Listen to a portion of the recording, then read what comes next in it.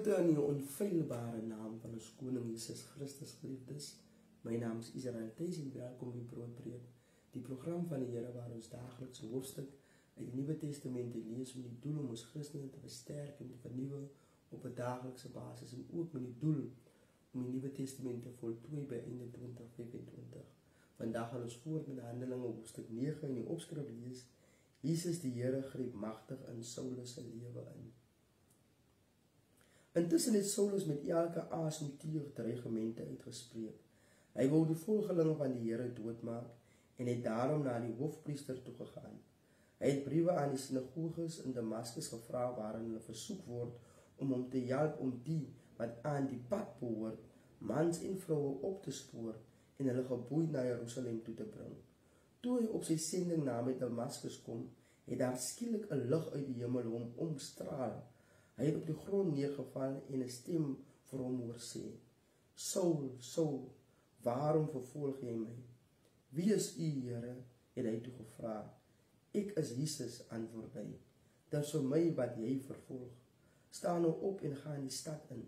Daar sal vir jou gesê word wat jou te doen staan. Die man saam met hom was spraakloos van verbasing, want hulle het iemand se stem gehoor maar niemand gesien nie.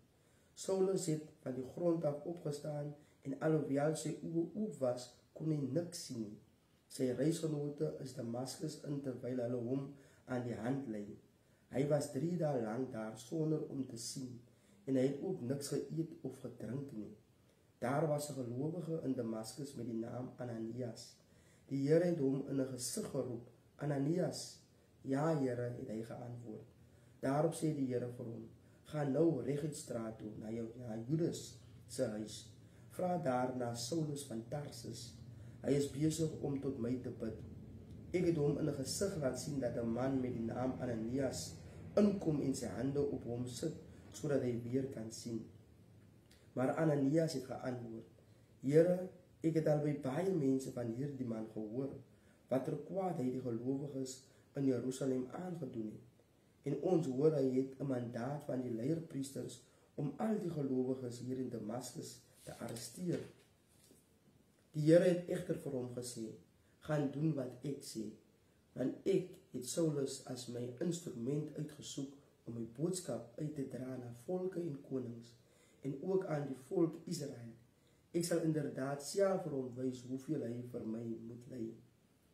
Ananias het toe vertrek en in daardie huis ingegaan.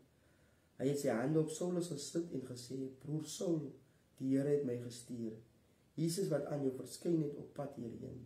Hy het my gestuur sodat jy weer kan sien, met die Heilige Gees vervul kan word. Onmiddellik het iets so skille van Saulus se oë afgeval en hy kon weer sien. Hy het opgestaan en is gedoop. Hy het toe kos geëet en sy kragte begin herwin. Saulus het 'n paar dae by die gelowiges in Damaskus gebly. Hy het Jesus dadelik in die sinagoges begin verkondig dat hy die seun van God is. Almal wat hom gehoor het was verbaas en het gesê: Is dit nie die man wat Jesus se volgelinge in Jerusalem getreiter het nie?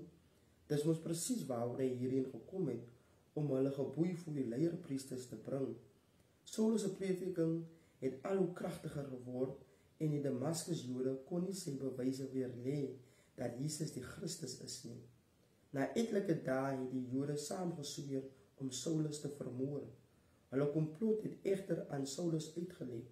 Dag en nag het hulle die stad se poorte dopgehou om hom te vermoor. Maar sy volgelinge het hom in 'n mandjie deur 'n opening in die stadsmuur laat afsak. Toe Saulus in Jerusalem aankom, het hy probeer om by die gelowiges aan te sluit, maar almal was bang vir hom. Hulle kon nie glo dat hy 'n gelowige is nie. Barnabas het hom toe na die apostels toe gevat en vir hulle vertel hoe Saulus op pad na Damaskus die Here gesien het. Barnabas het ook vertel dat die Here met Saulus gepraat het en hoe hy in Damaskus openlik in die naam van Jesus gespreek het. Saulus het toe oral in Jerusalem saam met hulle rondgegaan en openlik in die naam van die Here gepreek. Hy het ook met Grieksprekende Jode gepraat en met hulle geredeneer, maar hulle het planne beraam om hom te vermoor. Toe die gelowiges dit agterkom, het hulle hom Caesarea toe gevat en hom van daar na Tarsus toe weggestuur. Die kerk het deur die hele Judea, Galilea en Samaria vrede gehad. Die gelowiges is opgebou en het in ontzag vir die Here geleef en hulle is deur die Heilige Gees versterk. Op hierdie manier het hulle getalle aangegroei. Petrus het van plek tot plek gereis en het op 'n keer ook by die gelowiges in die dorp Lydda gekom. Daar het hy 'n man met die naam Eneas gekry wat verlam en al 8 jaar bedlend was. Eneas het Petrus vir hom gesê: Jesus Christus maak jou gesond. Staan en rol jou bed op. En hy het dadelik opgestaan. Al die inwoners van Lydda en die Saronvlakte het hulle tot die Here bekeer toe hulle Eneas sien rondgaan. In Joppe was daar 'n gelowige vrou met die naam Tabitha. In 'n Grieks is sy Dorcas. Sy was altyd besig om aan ander goed te doen en armes te help. Juist in die tyd het sy siek geword en is sy dood. Hulle het haar liggaam vir die begrafnis voorberei en in die bokamer neergelê. Met Lydda naby Joppe het die gelowiges gehoor dat Petrus daar is. Hulle het toe 2 mans na hom toe gestuur met die versoek: kom asseblief sonder uitstel na ons toe. Petrus is dadelik saam met hulle terug. Toe hy daar kom, het hulle hom bokamer toe gevat. Al die weduwees het by hom kom staan en snikkend vir hom die verskillende soorte klere gewys wat Dorcas gemaak het toe sy nog by hulle was. Petrus het almal egter uitgestuur en toe het hy gekniel en gebid. Hy het na die liggaam toe gedraai en gesê: Tabitha, staan op. Sy het haar oë oopgemaak. Toe sy Petrus sien, het sy regop gesit. Hy het haar sy hand gegee en haar help opstaan. Toe het hy die gelowiges en die weduwees geroep en hulle gewys sy leef. Die gebeure het in die hele Joppe bekend geword en baie het tot geloof in die Here gekom. Petrus het 'n hele aantal dae in Joppe gebly by 'n sekere Simon, 'n leerlooier. Amen. En daar het ons die geskrewe woord van God, geliefdes. Onthou, die Here is lief vir u.